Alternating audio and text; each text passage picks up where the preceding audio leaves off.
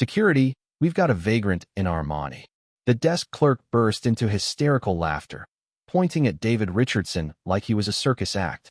Sir, the fast food joint is down the street. This lobby is for paying customers only. Her cackles echoed off marble walls as guests joined the humiliation party, two guards grabbing David by both arms, dragging him toward the exit while phones captured every degrading second, someone shouting, "Make sure he doesn't steal anything on the way out," triggering another wave of cruel laughter, but David wasn't struggling. He was checking his watch with ice-cold precision, 20 minutes until these people lost everything. The man they manhandled owning 67% of the Riverside Lux Hotel chain, setting up the most spectacular corporate takedown in business history.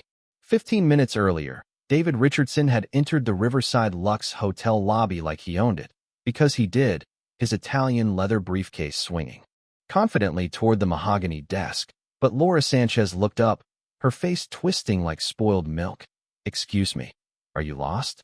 The loading dock is around back, her voice carrying across the lobby like a vulture's call, David holding up his phone with the confirmation. Penthouse suite under David Richardson, but Laura's cackle shattered crystal.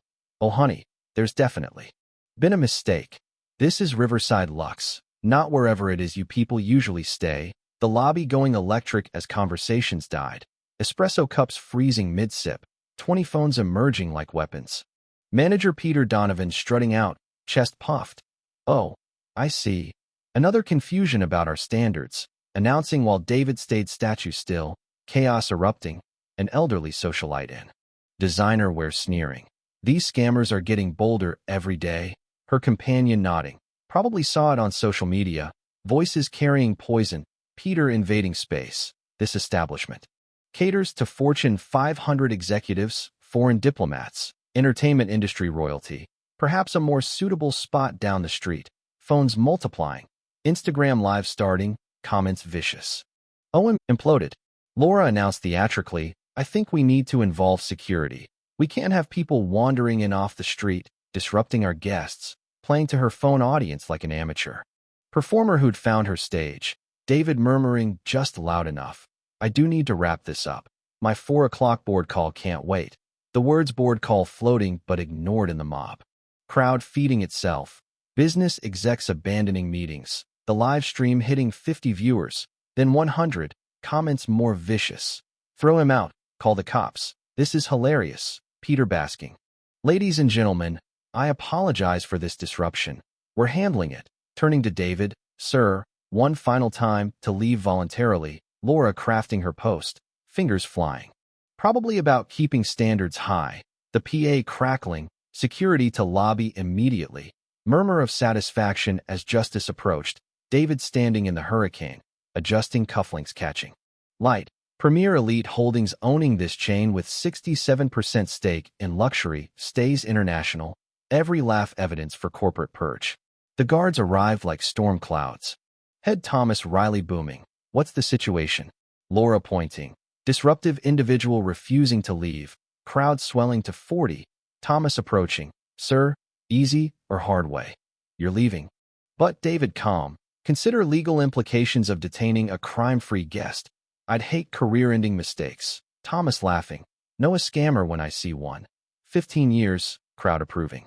Peter playing hero. Thomas, "He's uncomfortable guests. Businessman calling. Just get him out. Important meetings." Diamond-draped woman adding, "Why we choose exclusive hotels to avoid this." David absorbing. 5 minutes to board call. Laura's stream toxic. "Finally some justice. Throw the bum out. This is what happens when you scam rich people." Thomas hand on radio. Citizens arrest for trespassing. 5 seconds or cuffs. Threat thrilling crowd. Phones high for money shot. Guards reaching when David spoke. Before proceeding, "I have a 4 o'clock board call with Premier Elite Holdings.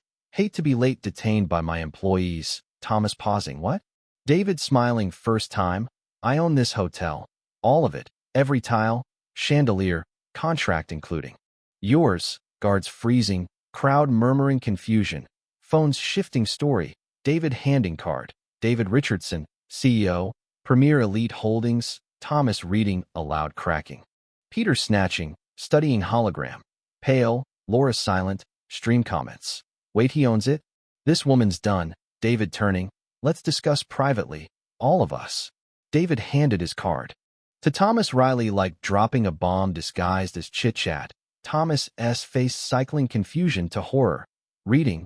David Richardson, CEO, Premier Elite Holdings, voice cracking.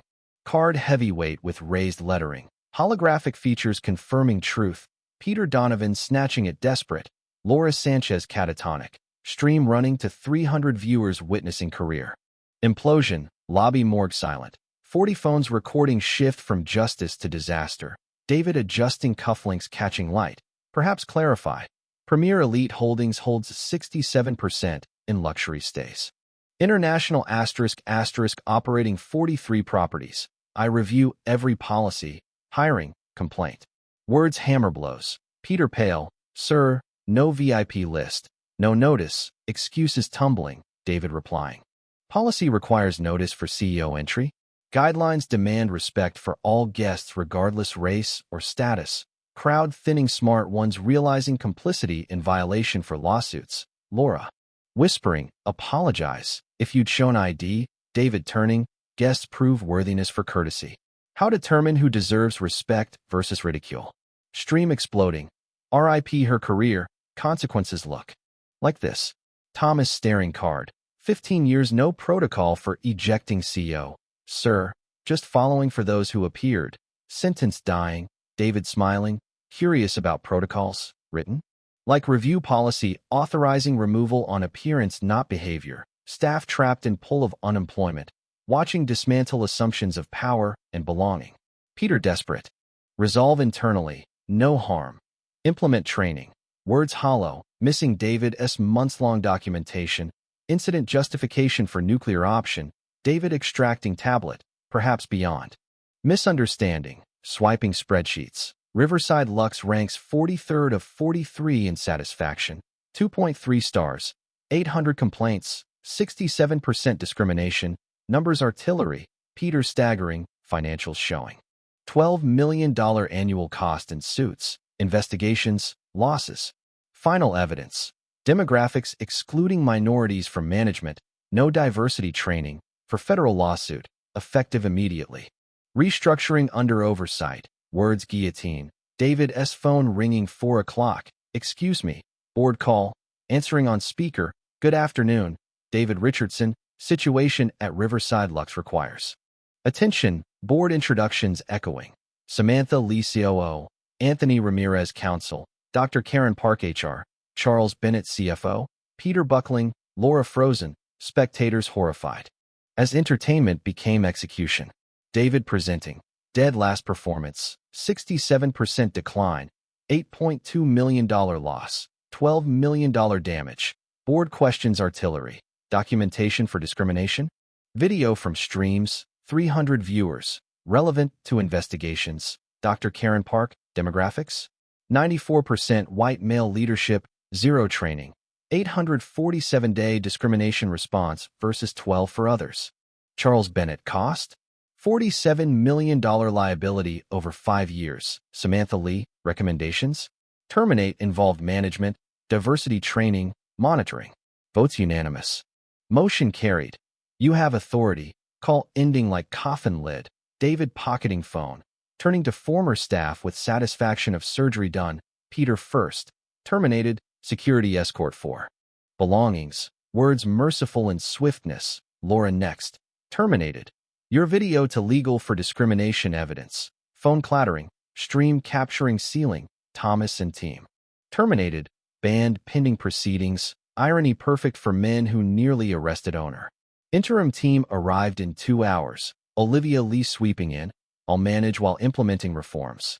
Every employee 40-hour diversity training. Failure means termination. Message adapt or disappear. Monitoring online by sunset. Every interaction scored. Discrimination suicidal. Exemplary service. Rewarded. $2.4 million invested first quarter for reform. Hiring with diversity testing. Training on bias. De-escalation. Exceptional service for all. Ripple spread. 12 chains implemented systems. Fearing similar purge. Richardson Doctrine shorthand for reform from incident. David achieving protection for future guests, precedent against exclusion. 6 months later, David returned to lobby where dragged. Transformation parallel universe. Olivia greeting genuinely. Penthouse ready. Staff trained for exceptional service. Satisfaction soaring to 4.8 stars. Revenue up $14 million. Proving dignity profitable. Settlements minimal due reforms. Broader impact industry-wide. Chains excluding discrimination. Blueprint converting injustice to reform. But was this corporate justice too harsh or essential to root out bias? Do luxury spaces inherently foster exclusion, or can reforms truly equalize them? Was David's forgiveness of the crowd compassionate or a missed chance? For wider accountability, share your stories of discrimination below. What's the balance between swift reform and punitive measures in combating systemic bias? Like if you believe in accountability. Subscribe for more tales of triumphs over prejudice and debate. How can industries ensure equality without such dramatic overhauls?